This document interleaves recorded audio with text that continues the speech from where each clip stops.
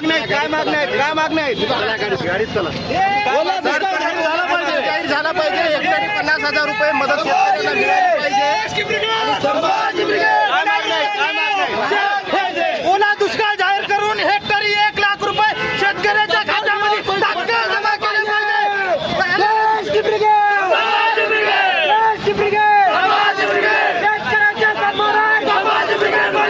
शेतकऱ्याच्या सन्मानात शेतकऱ्याच्या सन्मानात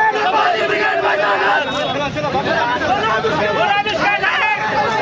ओला दुष्काळ जाहीर झालाच पाहिजे. हेक्टरी 1 लाख रुपये अनुदान मिळालंच पाहिजे. हेक्टरी 1 लाख रुपये अनुदान मिळालंच पाहिजे. देश की ब्रिगेड, समाज ब्रिगेड, देश की ब्रिगेड, समाज ब्रिगेड, शेतकऱ्याच्या सन्मानात समाज ब्रिगेड मैदानात, शेतकऱ्याच्या सन्मानात समाज ब्रिगेड मैदानात. चला आतमध्ये. चला चला. देश की ब्रिगेड, समाज ब्रिगेड, शेतकऱ्याच्या सन्मानात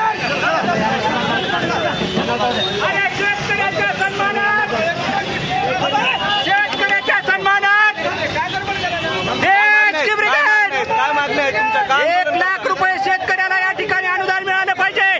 प्रचंड अशी शेतकऱ्यांची या ठिकाणी नासाडी झाली असताना हे सरकार फक्त या ठिकाणी तोंडाला पाणी पाजण्याचं काम केलेलं आहे. आमची संभाजी ब्रिगेडच्या वतीने मागणी आहे, हेक्टरी 1 लाख रुपये अनुदान दिले पाहिजे असताना आम्ही अशोक चव्हाण यांच्या घरी हे प्रश्न मांडायला जात असताना आम्हाला या ठिकाणी पोलिसांनी ताब्यात घेतलेले आहे. जय जिजाऊ, जय जिजाऊ. या ठिकाणी मी या सरकारचा प्रथम जाहीर निषेध करतो. हे सरकार या ठिकाणी वेळोवेळी भूलथापा देऊन या सत्तेवर या ठिकाणी आलेलं आहे.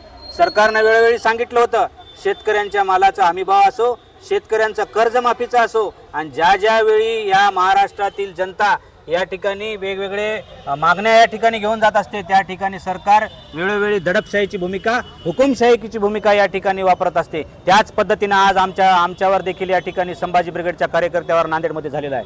अशोकराव चव्हाण जे नांदेडमध्ये एक प्रमुख सत्तेमध्ये असलेल्यापैकी प्रमुख नेते आहेत, त्या अशोकराव चव्हाण साहेबांच्या घरावर आम्ही या ठिकाणी संभाजी ब्रिगेडच्या वतीनं या ठिकाणी ओला दुष्काळ जाहीर करून 1 लाख रुपये हेक्टरी या ठिकाणी अनुदान देण्यात यावं, त्याचबरोबर शेतकऱ्यांचं कर्ज माफ करावं, यासाठी आंदोलन बोंबाबोंब आंदोलन करण्यासाठी आम्ही जात असताना या ठिकाणी आम्हाला शिवाजीनगर पोलीस स्टेशनच्या पोलिसांनी या ठिकाणी रस्त्यामध्ये आम्हाला अडवलं, आम्हाला या ठिकाणी ताब्यात घेतलं.